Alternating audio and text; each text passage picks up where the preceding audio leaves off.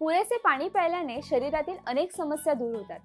पण जर तुम्हाला साधे पाणी पिणे आवडत नसेल किंवा कंटाळवाणे वाटत असेल तर त्याचा स्वाद वाढवण्याचा प्रयत्न करून पहा आणि स्वतःला निरोगी बनवा. जाणून घेऊयात नेमक्या कोणत्या पद्धतींनी पाण्याचा स्वाद वाढवता येऊ शकतो. 1. काकडी, लिंबू, पुदिना आणि आले. 1 लिटर पाण्यात 2 कापलेले लिंबू, 2 गोल कापलेल्या काकड्या, 1 चमचा किसलेलं आलं, 5 ते 6 पुदिन्याची पानं मिसळून ते पाणी तुम्ही पिऊ शकता. 2. किवी, कलिंगड आणि पुदिना.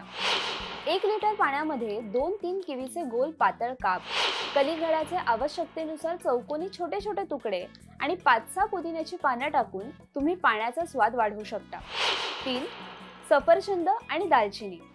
सफरचंदाचे काप आणि दालचिनीची एखादी दांडी देखील पाण्यात टाकून ते पाणी तुम्ही पिऊ शकता. 4.